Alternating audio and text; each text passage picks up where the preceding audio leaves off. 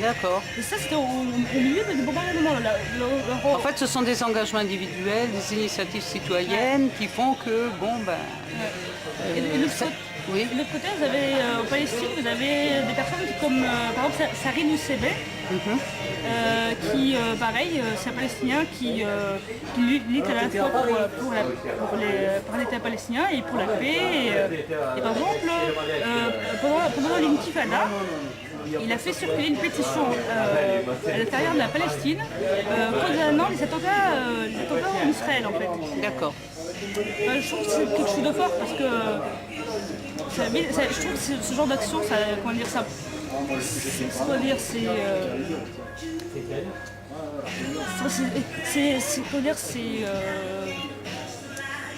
ça permet de montrer que voilà ça va à l'encontre des préjugés. Voilà. Quand on disait oui, les Palestiniens ils vont s'exposer, etc. De l'autre côté, les Israéliens. On s'aperçoit que ça, finalement, ce sont des images qui sont véhiculées, qui sont stéréotypées, alors que dans le fond, d'individu à individu, ça ne correspond pas à ce qu'on veut montrer, soit dans les médias, soit à la face du monde, dans des images un peu gratuites, finalement. Moi, ce soir, parlant de la Palestine, je voudrais rendre hommage à ce Palestinien médecin qui habitait à Gaza et qui allait travailler aussi en Israël. Et un jour, la télévision israélienne l'appelle pour témoigner de ce qui se passe à Gaza. Oui. Et sur le coup, il avait perdu ses 3 enfants. Sur le coup, ça s'est passé à quelle période pendant les événements de Gaza. Et en fait, au direct, à la télévision israélienne, oui. Il disait oh, mes enfants, en direct. Oui. Et le journaliste israélien était vraiment sous le choc, à tel point qu'il s'est écarté pour parler en direct à ce médecin palestinien qui venait perdre ses 3 enfants. D'accord. Qui a appelé ce journaliste israélien pour demander est-ce qu'on pouvait amener les ambulanciers, etc. Et malgré ça, c'est un Palestinien qui continue à militer pour la paix. D'accord, c'est-à-dire en lien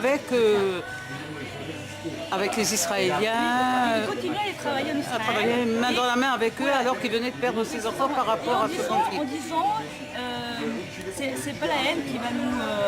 c'est pas la haine qui va nous sortir de là, au contraire, moi je suis pour la paix. Il expliquait que son modèle c'était Gandhi, etc. Qu'il était plutôt pour l'alternative de la non-violence. Et moi je trouve ces personnes-là magnifiques parce que quand même, je trouve c'est très beau. Enfin, pas que je dis très beau. Ce sont des volontés individuelles, ce sont des élans. En fait. Comment dire ça ça fait réfléchir même, je trouve. Je voulais te demander quelque chose concernant les villes se positionnant contre la peine de mort. Alors peux-tu me dire au niveau du terme exact et puis des petits détails concernant le fait de cette démarche. Est-ce que ça vient de la ville elle-même? Est-ce qu'elle peut être simplement sollicitée? Et dans tous les cas, ça l'engage à quoi? Alors, go. Alors, en fait, c'est la coalition des villes contre la peine de mort. Ça, c'est le terme exact. C'est le terme exact. Donc, il rassemble les villes qui s'engagent dans une coalition pour lutter contre la peine de mort. Alors, sur 2 points. Soit en direct de leur population, de solliciter la population locale sur la question de la peine de mort. Oui. Soit en jublant avec des villes dans des pays où il y a la peine de mort. Oui. Et d'aider les associations, les personnes dans le pays qui luttent contre la peine de mort et de sensibiliser les autorités de ce pays-là contre la peine de mort. D'accord. Est-ce que tu peux me donner un exemple, par exemple, là-dessus, actuel? Par exemple, il y a la ville de Dijon est jumelée avec une ville italienne qui s'appelle Reggio Emilia, qui est jumelée avec la ville de Dallas. D'accord. Voilà, et donc qu'est-ce qu'elle fait? Elle essaie de solliciter les autorités. À chaque fois qu'il y a condamné à mort, le maire de cette ville-là écrit au gouverneur en tant que maire, en disant moi en tant que maire, je refuse la condamnation à mort de cette personne. Et elle subventionne les associations dans les pays qui luttent contre l'abandonnement, donc c'est le cas aux États-Unis. Et parallèlement à cela, elle organise des actions en région immédiate à destination de la population locale. D'accord. Soit des concerts, des spectacles, soit avec des écoles, etc. Voilà. D'accord. Et d'ailleurs, j'en profite pour dire que le 30 novembre, c'est la journée internationale des villes contre la peine de mort. D'accord. Alors pourquoi? Je l'explique pourquoi.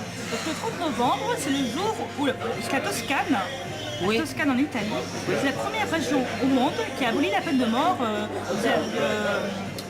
au XVIe siècle. Voilà. D'accord. C'est la première fois qu'une région a aboli la peine de mort. Et donc depuis, il y a le 30 novembre, c'est la journée internationale des villes contre la peine de mort. Et normalement, dans cette ville-là, dans ce jour-là, les villes sont invitées à allumer quelque chose dans la ville.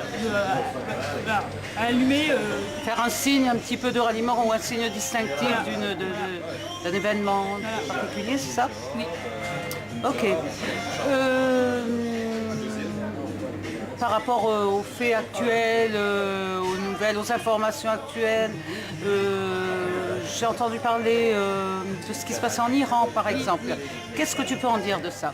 Alors en Iran, il y a eu le 2 juin, donc il y a eu l'élection, il y a eu des manifestations, et là récemment il y a eu 5 Iraniens qui ont été condamnés à mort. Sur quelle raison, sur quel fait? Parce qu'ils ont manifesté, parce que tout simplement ils n'étaient pas d'accord. Une manifestation comme ici peut s'en passer, disons d'une manière... C'est une sorte de répression, c'est une façon de faire peur.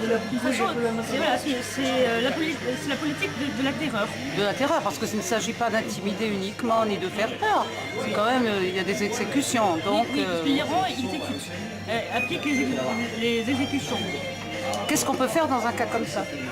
En fait, donc l'Iran, c'est un pays qui veut faire une démonstration comme quoi elle est très forte, comme quoi elle est insensible à la pression internationale. En fait, c'est faux. Nous, il y a 2 ans, on avait invité le président de la Ligue iranienne des droits de l'homme qui avait expliqué qu'au contraire, que si le régime iranien faisait autant de manières envers la communauté internationale, au contraire, il était très sensible à l'opinion qu'on peut avoir de lui. Au contraire. Et moi j'ai 2 preuves, des actions preuves. Donc il y a quelques années, je m'étais mobilisée pour une iranienne qui s'appelle Leila M, donc c'était sur ses initiales. Et en fait, donc elle était condamnée à mort. Donc on a écrit pour elle. Et suite à cela, sa peine de mort a été repoussée de 2 semaines. Et ensuite, il y a eu une forte mobilisation pour elle, etc. À tel point que l'ambassade d'Iran en France et de Belgique se sont plaints en disant qu'ils recevaient plein de courriers, qu'ils étaient inondés de courriers. Et je me souviens comme hier que 4 jours après, le ministre de la Justice iranien lui-même décide de suspendre l'exécution de cette fille. D'accord, c'est venu suite à la forte mobilisation qui se passait à ce moment-là. 4 jours après que les ambassadeurs d'Iran en France et de Belgique se sont plaints comme quoi ils étaient inondés de courriers. D'accord. Et un autre cas, c'est Adnan Hassanpour, qui est un journaliste iranien qui écrivait sur les questions kurdes. Et les questions kurdes en Iran, c'est très sensible. Par rapport à ça, il y a une forte mobilisation par rapport à lui.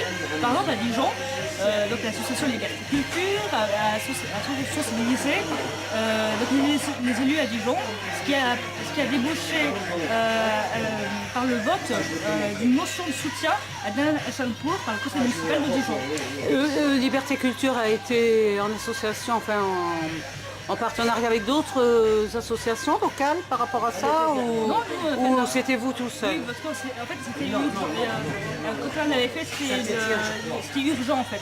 Oui. Il y avait une urgence. D'accord. En fait, avant de faire ça, j'en avais parlé à Reporters sans frontières.